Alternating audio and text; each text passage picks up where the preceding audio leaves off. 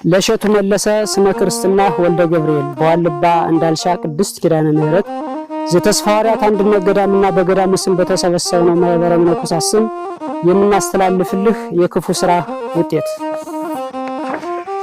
ምን አገኘህ ልጃችን? እግዚአብሔር አምላክ ፈቅዶ እመቤታችን ወዳ ወደዚህ የተባረከና የተቀደሰ ቦታ መጥተህ ነበር። በረከት ልትቀበል ቦታውን ልትጎበኝ ከአበው አባቶች ልትባረክ የእነ አቡነ ሳሙኤል የእነ አቡነ ተስፋ ሐዋርያት የእነ አቡነ ሚናስ የእነ አቡነ ምስራቃዊ በረከታቸው ሊያድርብህ አበው በሚስጥር ጠርተው ነበር። አንተ ግን ዋልባን አቃለልከው። የአንድ ባለሀብት መኖሪያ ቤት ያክልን እንኳን ክብር አልሰጠኸውም። ከጽሞናው ቦታ ከስውራኑ ቀይ ከውግዘቱ ስፍራ ካልተፈቀደው ቤተ መቅደስ ሴት አሯሯጥክበት። አበው አባቶችን አሳዘንካቸው። መናንያን አርድእቶችን አሸማቀቅከን።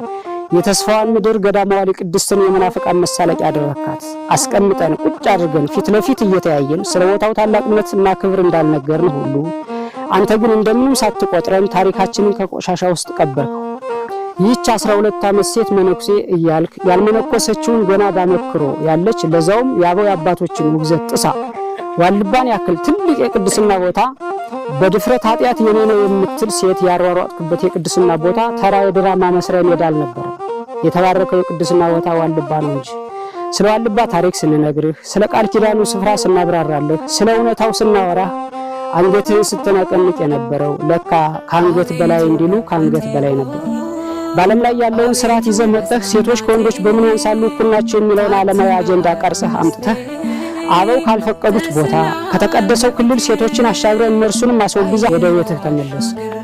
አፈር መስለን አፈር ግጠን መሬት ነክተን ዕለተ ሞታችን ከምንጠባበቅበት የአባቶቻችን አጽም ከምንጠብቅበት እግዚአብሔር አምላክ ዓለም ሰውሮ ያስቀመጠውን ቦታ ሳንጠራ ሳንጽፍልህ አንዲት ለዋልባ ጥፋት ዲያብሎስ ያዘጋጃት ሴት ጎትታ አምጥታ ይሄው የቅዱስ ቦታ ታሪክ ጥቁር ጥላሸት ቀባው።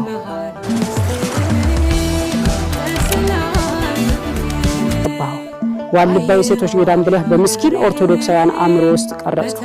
ዋልባን ነገስታት አልደፈሩትም ነበር፣ ጳጳሳት አልተቃወሙትም ነበር። ሁሉም የሚያውቀው ዋልባ የራሱ ዳር ድንበር እንዳለው የራሱ የመተዳደሪያ ስርዓት አበው ሕግ አበው እንዳለው ማንም ዘሎ ዘው ብሎ የማይገባበት የተከበረ ቦታ መሆኑን ነበር። አንተ ግን በዋልባ ስርዓት ፍጹም ነውር የሆነውን ስርዓት የከለከለውን ሴቶችን አጠራቅመህ ዋልባ የሴቶች አንድነት ገዳም የሚል አዲስ ነገር ለዓለም አስተዋወቅ። ህዝበ ኦርቶዶክሳውያንንም አደናገርክ። ለገንዘብ ስትል ይህን ክፉ የታሪክ ጠባሳ የታሪክ ብልሽት ጥለህ አለፍ። አንከስህ፣ አንደበት የለን፣ በየትና ወዴት አድርገን። ካሁን በፊት ሲፈርድ የነበረው ዛሬም እየፈረደ ያለው ነገር የሚፈርድ የዋልባ አምላክ በዚህ በተሰበሰብነው ማህበረ መነኮሳትና በአንተ መካከል በእውነት ይፍረድ። አሜን።